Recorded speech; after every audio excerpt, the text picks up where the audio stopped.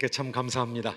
여러 성도님들의 기도와 또 우리 세일선교의 지원을 통해서 제가 10여일 동안 네 나라, 한국, 그리고 인도네시아, 태국, 라오스 이 네 나라를 다녀오게 되었습니다.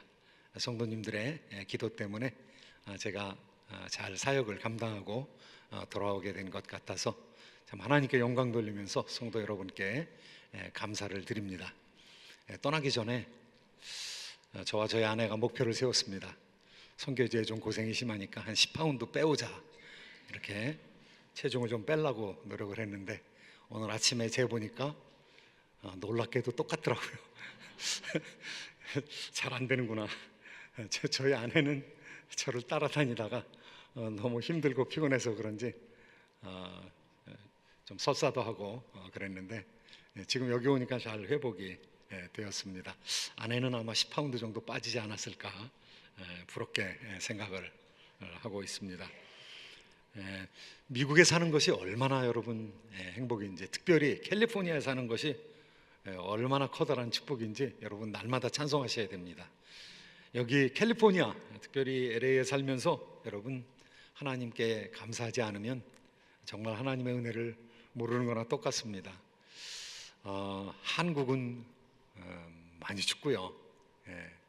또 태국, 인도네시아는 많이 더웠습니다. 식당에 가서 앉아 있으면은 자꾸 이 모기들이 와서 저를 좀 회식하자고 그래가지고 제가 회식을 안 시키려고. 근데 모기가 뭐 저한테 잘 잡히나요? 좀 힘들었습니다. 인도네시아 메단에서 그곳에 한 300수십 명의 교역자들이 모인 곳에서 총회 날에 하나님의 말씀을 전하면서 하나님께서 제게 주신 은혜와 또 목회 경험을 나눌 수 있어서 감사했습니다. 많은 목회자들이 예배만 드리는 것이 아니라 양육과 선교에 힘을 쓰는 그런 목회에 대해서 도전을 받았다고, 그리고 또 노트를 달라고, 또 파워포인트 만든 것을 달라고 하는 그런 많은 사람들의 요청을 받게 되었습니다. 은혜로 마치고 치앙마이 우리 이노웅 선교사님이 들어가서 사역하실 곳에 가서 제가 잘 알고 있는 후배 선교사님을 만났습니다. 그래서 교제를 나누고, 또 주일날에는 이수족이라는 중국과 버마, 중국 남방과 버마, 미얀마에 흩어져 있는, 태국에 흩어져 있는 그분들과 같이 예배를 드렸습니다. 그래서 제가 하는 설교를 이수족 말로 통역하는 선교사님의 도움을 받아서 예배를 드렸는데요.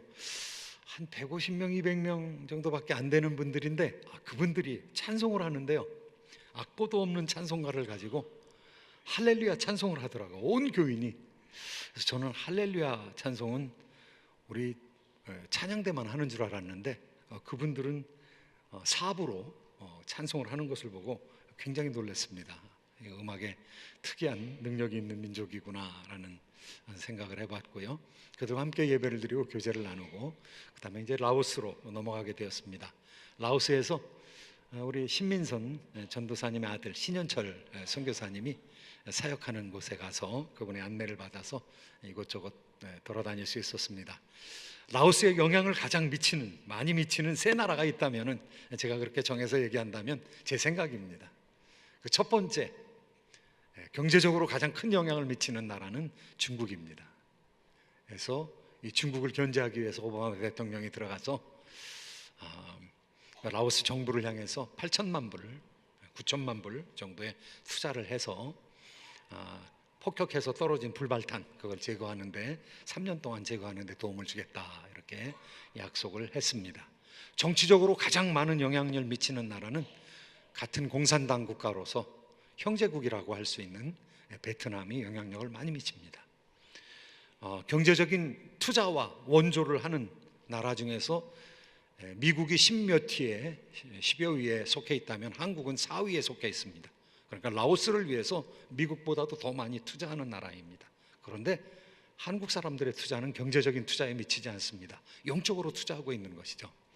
라오스의 백가정이라고 제가 들었습니다. 백가정, 뭐 이상이 될 수도 있습니다. 선교사님들의 가정이 있습니다. 그 선교사님들의 가정이 라오스 이 공산 정권에 들어가 가지고 거기서 교육을 하고 계시더라고요. 이 교육에 가장 많은 영향력을 미치는 나라가 어떤 나라일까 생각을 하면은 라오스에서 교육에 절대적인 영향을 미치는 사람들은 한국 사람입니다. 유아원을 하더라고요. 그리고 영어 학원을 합니다. 컴퓨터 학원을 합니다. 그리고 대학을 세웠습니다. 이 선교사님들이 데이빗 정이라는 선교사님 자기 혼신을 다 바쳐서 소진되기까지 노력을 해서 대학을 세웠고요. 로고스 칼리지를 세워서 운영하고 있는 것을 바라보면서 참 경이로운 느낌이 들었습니다. 개교의 선교사가 20년에 걸쳐서 사역을 하면서 결국은 대학까지 세워내는 그런 아름다운 일을 이루는 것을 보고 놀랐습니다. 차선교사님이라는 영어 유치원을 하면서 잘 사역하시는 분이 다음에 가기 전에 여기를 꼭 들려야 된다고 우리를 인도해서 한 전시관으로 인도해 놓고는 본인은 바빠서 총총히 사라졌습니다. 허술하게 된 전시관, 코프라는 전시관인데요. 그 코프라는 전시관은 지뢰에 팔다리가 잘려서 의수와 의족을 통해서 사람들을 재활하는 그런 기관이었습니다. 그 기관 전시관에 들어갔을 때 저는 깜짝 놀랐습니다. 어린아이들이 폭탄에 손상당해 있는 것을 보았기 때문입니다. 여러분 보시는 폭탄은요, 수백 개의 작은 이 작은 집속탄이 들어가 있는 그런 포탄입니다. 저런 폭탄이 공중에서 떨어지면 공중에서 이 작은 산탄이 비산됩니다. 이 날아 흩어집니다. 그러면서 지금 여기로 말하면 미식 축구장 정도의 넓이로 퍼집니다. 그리고 땅에 떨어지자마자 폭발합니다. 얼마나 많은 사람들이 죽겠습니까? 그런데 그 중에서 30%가 불발탄으로 남아있다는 겁니다.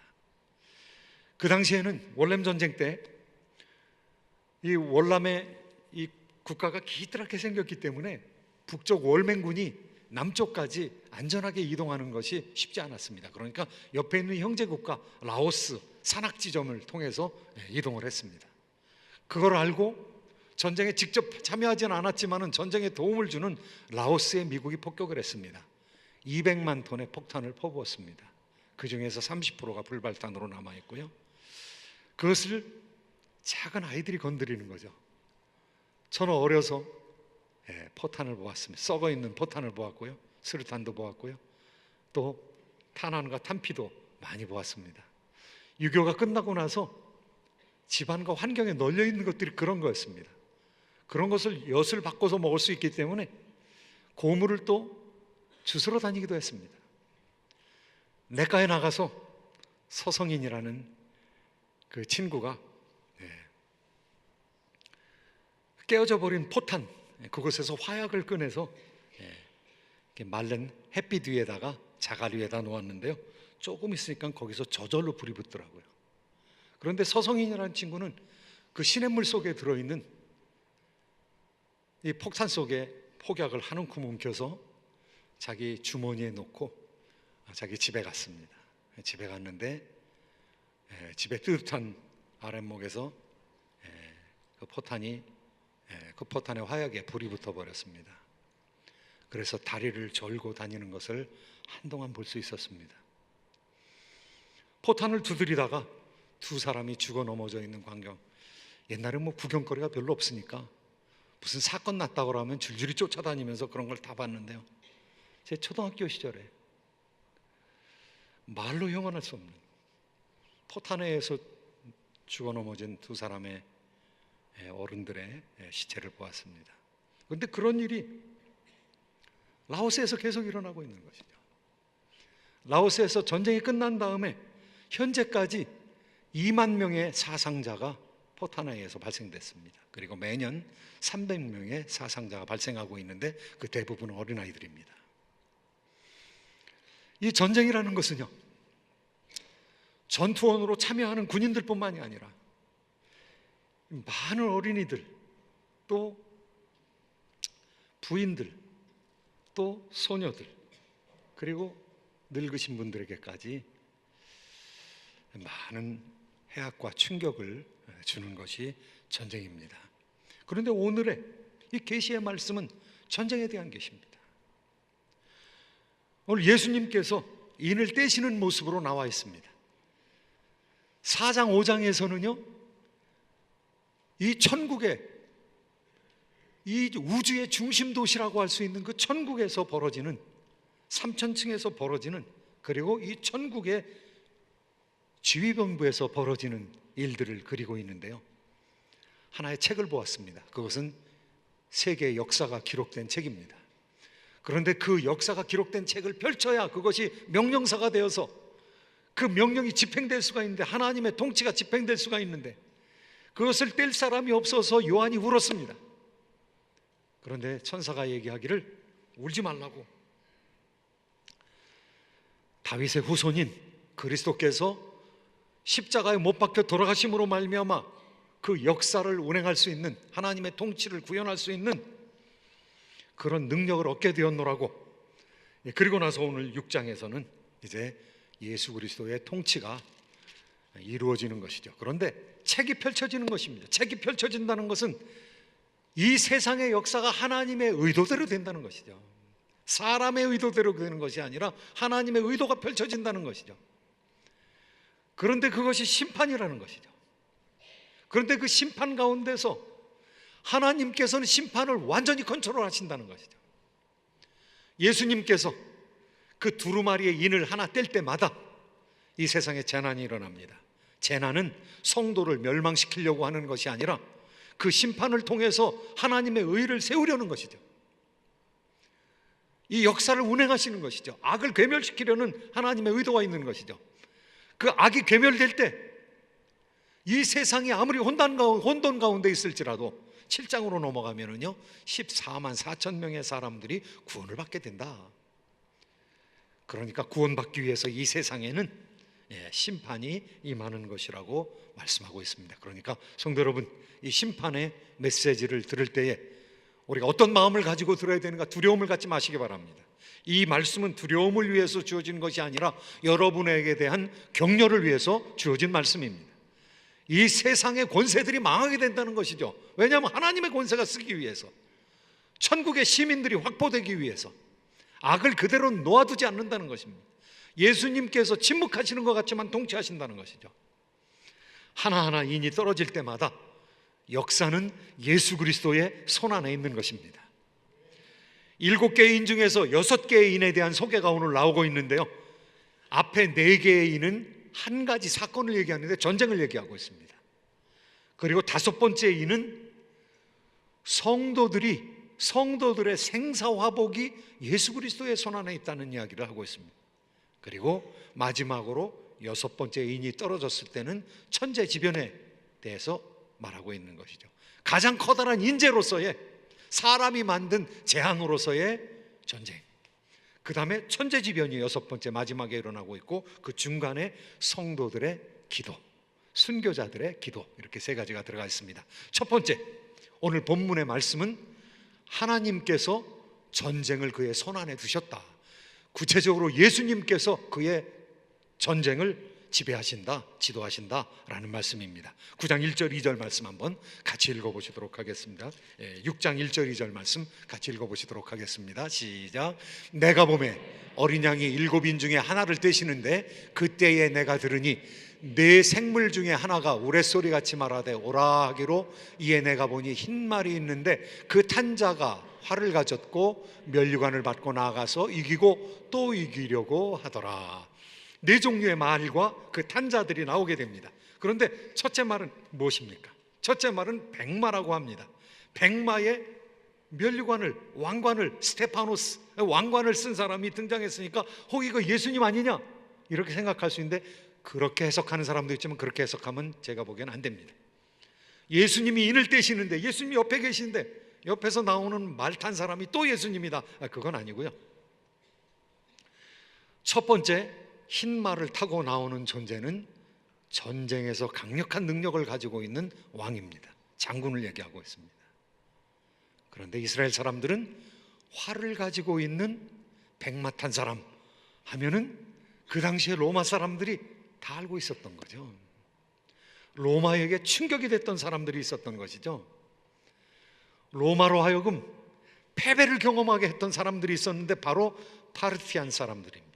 파르티아라는 왕국의 사람들입니다. 그런데 그 사람들은 활을 가지고 있는 사람들이었습니다. 그 군인들은 전부 궁수였고 전부 기마병이었습니다. 로마 군인이 아주 대패를 당했던 AD 50년경에 로마의 3두 정치가 행해졌습니다. 그것은 3명의 거두가 정치를 했던 것이죠. 카이사르, 폼페이우스, 크로수스, 이 3사람이 했는데요, 그러니까 이 3사람이 로마 판도를 다 석권했던 사람입니다. 그리고 영토를 넓혀갔던 사람입니다.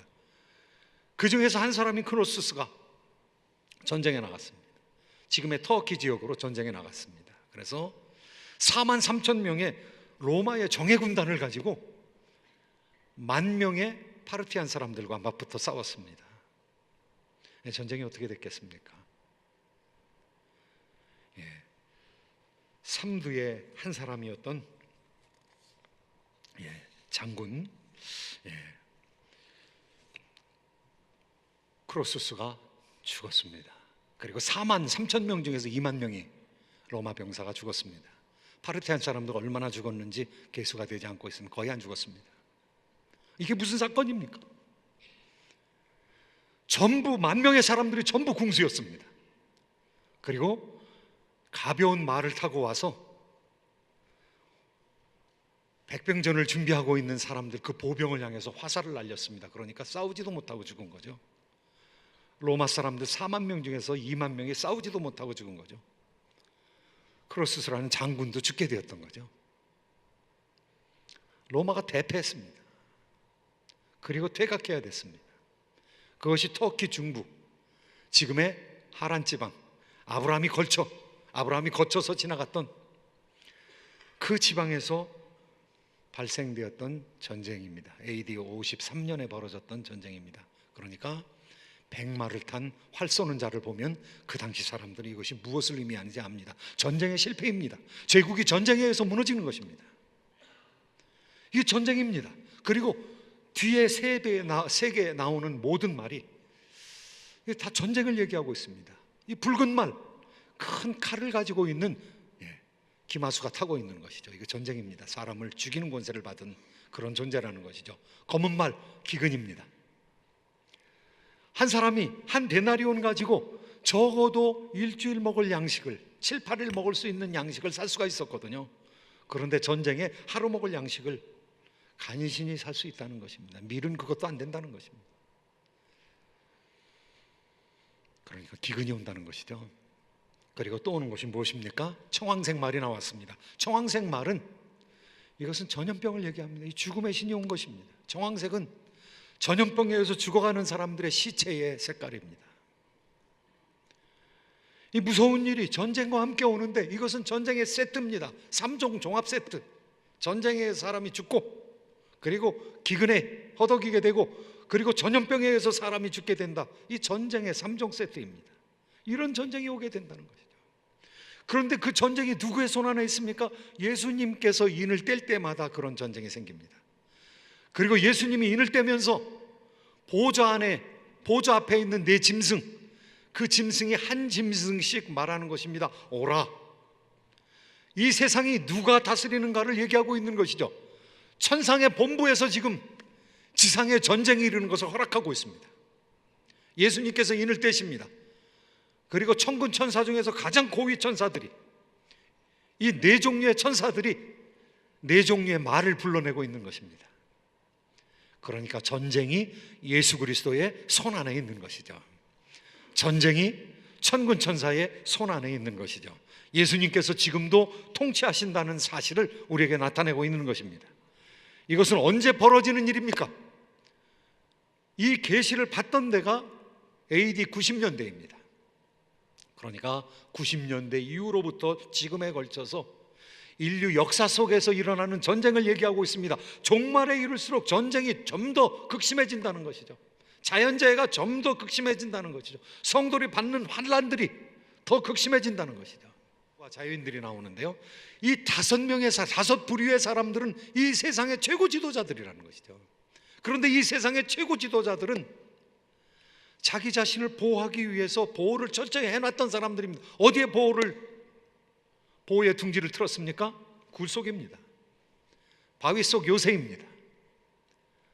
지금 굴 속의 집을 분양하는 사업이 녹록지 않게 잘 된다고 합니다. 여러분이 유튜브에서 치면은요, 이 땅 속의 핵전장에 의해서 살아남을 수 있는 사람들을 위한 벙커들이 있습니다. 지하 벙커들. 이 세상의 임금들과 왕족들과 장군들과 이 부자들이 들어가고 강한 자들이 들어가서 살기를 원하는 장소인 거죠. 그런데 거기 들어가 있는 사람들이 세상에서 벌어지는 일을 보고 산아 내 위로 무너져라, 바위야 무너져서 내 얼굴을 가려달라. 그래서 어린 양의 심판이 일어나는 것을 나로 보지 못하게 하라. 이 준비가 안 됐다는 거예요. 준비를 하는 대로 했습니다. 다가올 미래에 대해서, 그 재난에 대해서 준비를 했습니다. 그런데 마지막까지 남는 사람들은 힘을 가지고 있는 사람들이, 이 힘을 가진 사람들이 탄식하고 있다는 거예요. 다른 사람들은 얼마나 힘들겠습니까? 이 사람들이 준비가 안 됐다는 거죠.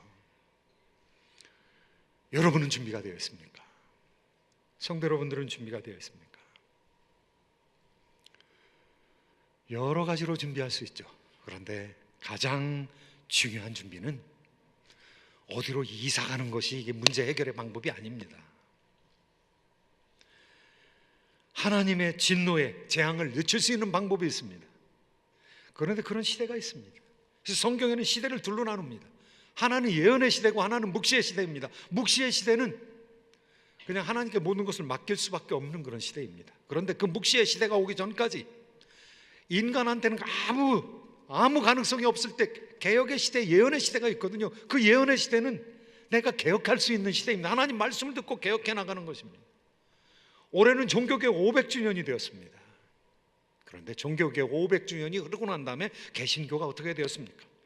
선교를 열심히 한 것도 있지만 개신교가 부패한 것이죠. 한국교회가 부패한 것이죠.